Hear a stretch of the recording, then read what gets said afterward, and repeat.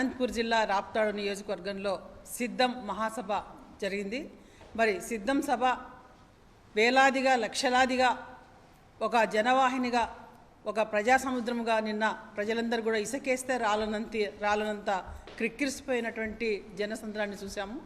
మరి ఎందుకంటే గౌరవ ముఖ్యమంత్రి జగన్మోహన్ రెడ్డి గారి మీద ఈ రాష్ట్ర ప్రజలందరూ కూడా ఒక నమ్మకంతో, ఒక విశ్వాసంతో, ఒక భరోసాతో ఉన్నారు. ప్రజలందరూ కూడా ఈ 4.5 సంవత్సర కాలంలో సాధ్యం కానివన్నీ కూడా ఇది సాధ్యం అని చెప్పి చేతుల్లో చూపించినటువంటి ముఖ్యమంత్రి జగన్మోహన్ రెడ్డి గారు 70 సంవత్సరాల స్వతంత్ర భారతదేశంలో ఎన్నో సాధ్యం కానివి ఎక్కడేస్తే అక్కడే అన్న విధంగా ఉన్నటువంటి మరి విద్య, వైద్య, వ్యవసాయ రంగాల్లో కూడా విప్లవాత్మక మార్పులు తీసుకొచ్చి ఈరోజు ప్రతి పేదవాని గుండెని తట్టినటువంటి ముఖ్యమంత్రి జగన్మోహన్ రెడ్డి గారు, ప్రతి సంక్షేమం కూడా ప్రతి ఇంటికి ప్రతి పేదవానికి అందించినటువంటి ముఖ్యమంత్రి జగన్మోహన్ రెడ్డి గారు ఈరోజు ఈ రాష్ట్రంలో పేదరికాన్ని నిర్మూలించి సమసమాజాన్ని స్థాపించాలని చెప్పి ముఖ్యమంత్రి గారు ఒక అభినవ అంబేద్కర్ లాగా, అభినవ పూలేలాగా మరి వాళ్ళ యొక్క స్ఫూర్తితో, డాక్టర్ బిఆర్ అంబేద్కర్ గారి యొక్క స్ఫూర్తితో, మరి దివంగత నేత రాజశేఖర రెడ్డి గారి ఆశయాల స్ఫూర్తితో ఈరోజు జగనన్న అందించినటువంటి సంక్షేమ సుపరిపాలనంతా కూడా పేద బడుగు బలహీన వర్గాల కోసమే.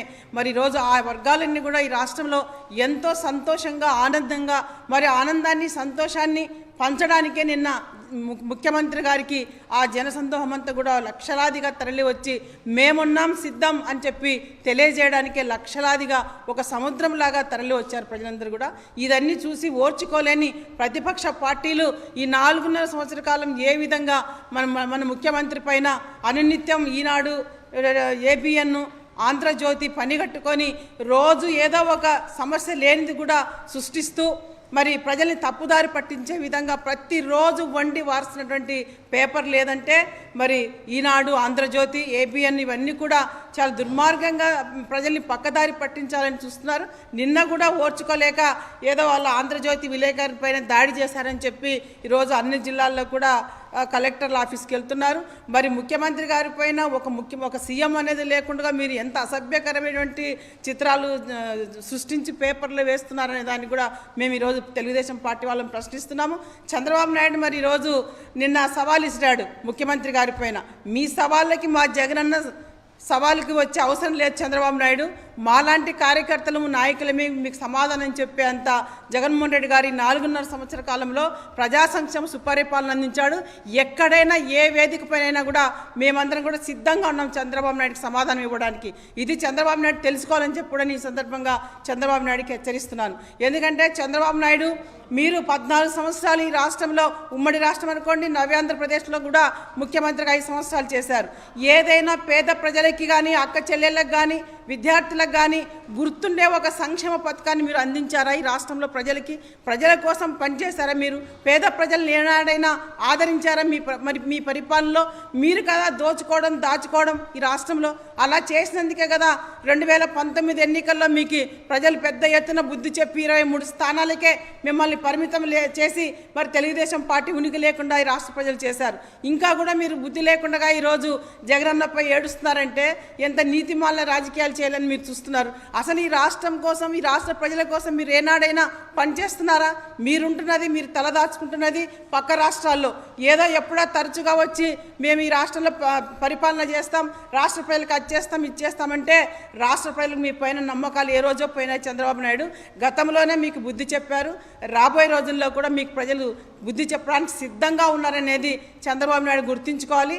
ఏది ఏమైనా ఈ రాష్ట్రంలో 75 సంవత్సరాల స్వతంత్ర భారతదేశంలో ఏ నాయకుడు కూడా చేయని విధంగా ఈరోజు జగన్మోహన్ రెడ్డి గారు అక్షరాల ఈరోజు పారదర్శకంగా డీబీటీ ద్వారా 2,60,000 కోట్ల రూపాయలు పేద ప్రజానీకానికి మరి పారదర్శకంగా అందించి ఈరోజు పేదవాళ్ళకంతా నేనున్నానని చెప్పి ఈరోజు విశ్వసనీయతకి, వంచనకి జరుగుతున్నటువంటి ఈ యుద్ధంలో ప్రజలందరూ కూడా, పేద పక్షాలు, అక్క చెల్లెమ్మలందరూ కూడా జగనన్న ఖచ్చితంగా మద్దతు పలుకుతారు.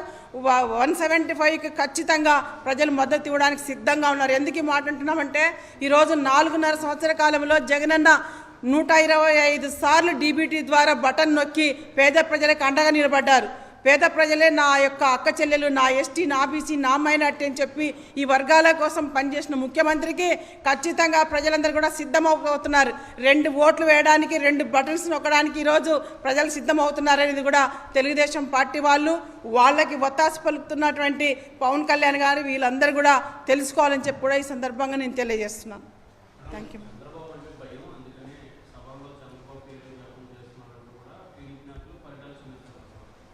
చంద్రబాబు నాయుడు అసలు చంద్రబాబు నాయుడుకి జగన్మోహన్ రెడ్డి గారు అంటే భయం.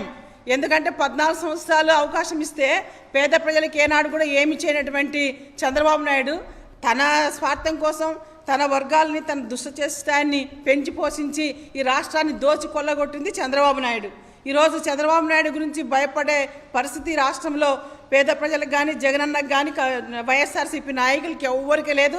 నిర్భయంగా ఎక్కడైనా పోయి మరి ప్రజలకి ఇంత సంక్షేమ కార్యక్రమాలు అందించినటువంటి ప్రభుత్వం కాబట్టి ధైర్యంగా ఈరోజు మేము దాదాపు 2 సంవత్సరాల నుంచే గడప గడపకి కార్యక్రమం ద్వారా ప్రతి ఇల్లు కూడా తట్టి ప్రజల్లో మేము ఈ కార్యక్రమాలు చేశాము అని చెప్పుకునే ధైర్యం మాకుంది.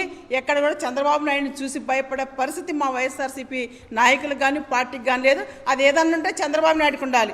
ఎందుకంటే చంద్రబాబు నాయుడు ఏ వర్గాన్ని కూడా పట్టించుకోలేదు. మహిళల్ని రుణాలు మాఫీ చేస్తా అని మోసం చేశాడు, రైతు రుణాలు మాఫీ చేస్తా అని చెప్పి మోసం చేశాడు, బాబు వస్తే జాబ్ వస్తుందని చెప్పి మోసం చేశాడు, నిరుద్యోగ భృతి ఇస్తానని చెప్పి మోసం చేయడం జరిగింది. అక్క చెల్లెమ్మలకు రుణాలు చెల్లిస్తానని చెప్పి డ్వాక్రా అక్క చెల్లెమ్మల్ని ఓట్లేయించుకొని గద్దెను కూర్చొని వాళ్ళని నట్టేట ముంచింది చంద్రబాబు నాయుడు. మరి దాన్ని ఈరోజు ఆసరా ద్వారా జగనన్న 25,000 కోట్ల రూపాయలు అక్క చెల్లెమ్మల అకౌంట్లో వేసి వాళ్ళకి ఆర్థికంగా ఒక స్వావలంబన కల్పించి వాళ్ళని సంతోషంగా చూసినటువంటి ముఖ్యమంత్రి జగన్మోహన్ రెడ్డి గారు. ఈరోజు పథకాలు తీసుకున్నటువంటి ప్రజలందరూ కూడా ఈ రాష్ట్రంలో సంతోషంగా ఉన్నారు, ఓటు వేయడానికి సిద్ధంగా ఉన్నారు. రాష్ట్ర ప్రజలు ఎలాంటి భయం లేదు, ఎలాంటి సంకోచం లేదు.